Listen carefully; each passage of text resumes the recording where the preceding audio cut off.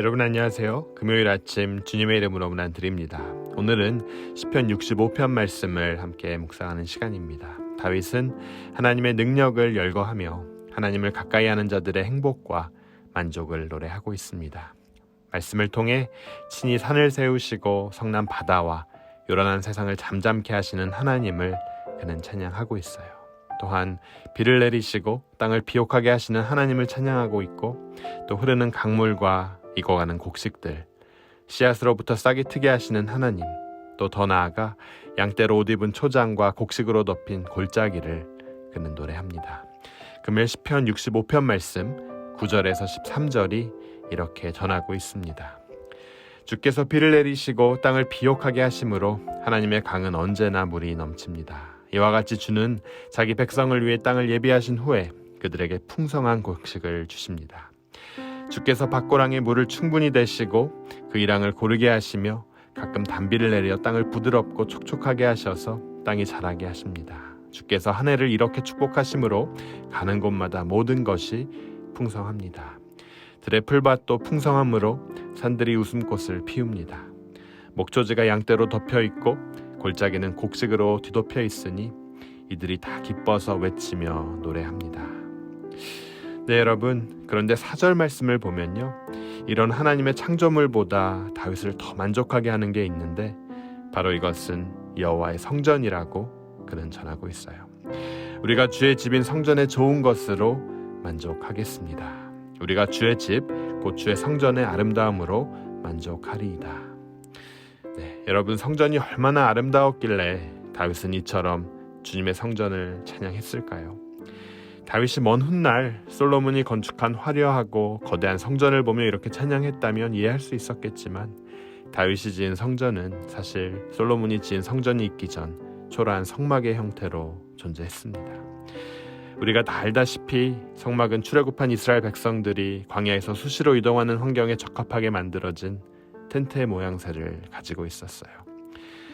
이스라엘 백성들이 가나안에 정착하고 오랫동안 성전을 건축하지 못하다가 솔로몬 왕 때에 이르러 비로소 성전이 건축되었기 때문에 다윗이 아름답다고 말한 주의 성전은 사실 초라한 장막이었습니다. 그럼에도 다윗은 이 장막을 아름답다고 금일 노래하죠. 여러분, 왜 그랬을까요? 다윗이 초라한 성전을 보며 아름답다고 한 이유는 바로 기도를 들으시는 하나님이 계시기 때문이라고 노래합니다. 다윗의 이런 고백은 그의 체험에서 나오는 거였습니다. 블레셋을 비롯한 수많은 대적뿐 아니라 자기의 장인이었던 사울을 피해 도망다니고 또 자기 아들이었던 압살롬에게 쫓기는 비참한 상황 가운데서도 그는 하나님께 자신의 구원을 간절히 기도했고 하나님께서는 그 기도에 응답하셨죠. 그래서 다윗은 기도를 들으시는 주여 모든 육체가 주께 나아오리이다 라고 노래하고 있습니다. 여러분, 기도를 들으시는 주님에 대한 말씀이 어디 성경 이곳뿐이겠습니까? 성경은 끊임없이 우리 인생들의 기도에 귀를 기울이시고 응답해 주시는 하나님에 대해 전하고 있습니다. 사람들은 자기의 의지와 능력을 믿고 큰소리치며 성도가 하나님께 기도하는 것을 조롱합니다. 그러나 막상 자신이 감당할 수 없는 문제가 생기면 도움을 구할 대상을 찾죠. 그러나 세상은 거기에 대해 아무 대답을 줄 수 없어요. 다윗은 하나님을 기도를 들으시는 주라고 부르고 있습니다. 여러분, 하나님께서 우리의 기도를 분명히 들으신다는 믿음을 가진 성도는 반드시 기도합니다. 그래서 하나님을 아는 모든 사람들이 기도에 대해 말하고 기도로 하나님께 나아옵니다. 그리고 하나님은 기도하는 자들에게 가장 적절한 때에 가장 좋은 것으로 응답해 주십니다. 우리가 사실 모든 것이 보이는 물질 세계 속에 살면서 보이지 않는 하나님과의 관계를 유지하며 사는 것 참 쉬운 일이 아니에요. 특별히 삶이 어려울 때는 더더욱 그렇습니다. 그렇기에 우리는 믿음의 눈이 필요하고 하나님의 관점으로 세상을 보고 삶과 역사의 크고 작은 일에 그분의 뜻이 있음을 인정해야 하는데, 그것은 바로 기도를 통해 가능하게 된다는 거죠. 또 더 나아가 우리의 기도를 통해 하나님이 이미 베풀고 계신 은혜를 깨닫는 영적 민감성을 소유하게 됩니다. 우리의 일상이 공고한 이유가 여러분 무엇입니까? 바로 기도하지 않기 때문이에요. 우리의 기도는 그렇기 때문에 계속 되어야 합니다. 기도의 응답이 남의 이야기거나 간증이 아니라 바로 우리의 이야기가 되어야 하고요, 우리의 간증이 되어야 합니다. 그런 여러분 되시길 주님의 이름으로 축원합니다.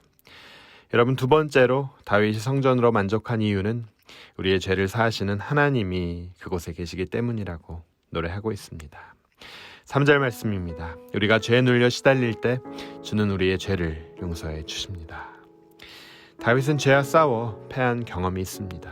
죄는 무서운 힘을 가지고 있어서 내가 죄를 범하면 나를 삼켜서 죄의 종으로 만들어버립니다. 뿐만 아니라 우리는 죄에 대해 분명한 대가를 치러야 돼요. 다윗은 그 죄의 힘과 대가가 얼마나 무서운지 직접 체험하여 잘 알고 있었습니다. 가는 곳마다 적을 물리치고 승승장구했지만 죄의 위력 앞에서는 힘없이 쓰러졌습니다. 사랑하는 여러분, 우리가 죄인이었을 때 예수님께서는 십자가의 능력으로 우리의 죄를 깨끗게 하셨습니다. 죄인이 죄의 문제를 스스로 해결할 수 없죠. 내가 아무리 죄악의 지배에서 벗어나려고 몸부림쳐도 빠져나올 수 없는, 그래서 결국 다시 그 속에 빠질 수밖에 없는 곳인데 우리를 예수의 보혈로 씻어 주님의 뜰게 살게 하신 분이 바로 하나님이십니다.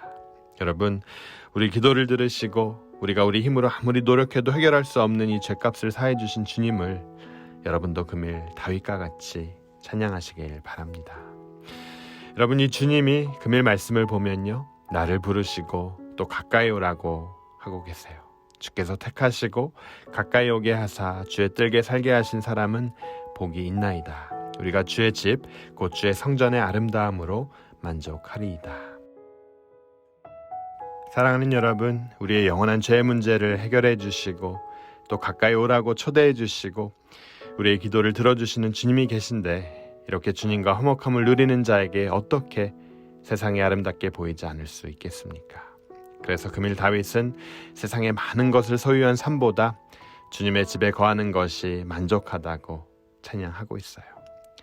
사랑하는 여러분, 성전은 하나님이 계신 곳, 하나님을 만날 수 있는 곳, 하나님의 임재가 있는 곳입니다. 하나님의 이름으로 모여 함께 찬양하고 기도하며 교제하는 우리의 모임이기도 합니다. 또 더 나아가 하나님이 함께 하시는 삶, 하나님과 동행하는 삶입니다. 하나님의 다스리심을 인정하고 하나님의 말씀을 묵상하고 행하는 삶이에요. 오늘 본문에 보여지는 신의 고백처럼 하나님과 친밀함으로 내 삶의 자리를 하나님의 성전으로 만들어갈 때에 금일 하루도, 아니 매일 아침을 기쁨으로 맞이하게 될 것입니다. 저는 여러분의 삶이 그런 삶이 되길 주님의 이름으로 축원합니다. 우리 함께 기도하도록 하겠습니다. 하나님, 주님의 임재를 사모합니다. 주님의 임재를 기다립니다. 우리가 해결할 수 없는 죄 문제를 친히 해결해 주시고 우리의 기도를 들어주시고 또 우리를 불러주시는 주님이 계신데 어찌 세상이 두렵겠습니까? 주님, 이 세상을 다 소유한 것보다 주님의 집에 거하는 것이 더 만족스럽고 행복한 것임을 금일 다시 한번 깨닫게 해주시고 매일마다 우리를 새롭게 하는 주님의 임재가 우리 가운데 임하게 하여 주시옵소서. 주님, 우리 가운데 공고한 심령들 기도를 통해 주님을 찾을 때 다가와서 말씀하여 주시옵소서. 우리가 주님의 집 곧 주의 성전의 아름다움으로 만족하리이다. 이 모든 말씀 예수 그리스도 이름으로 간절히 기도드립니다. 아멘.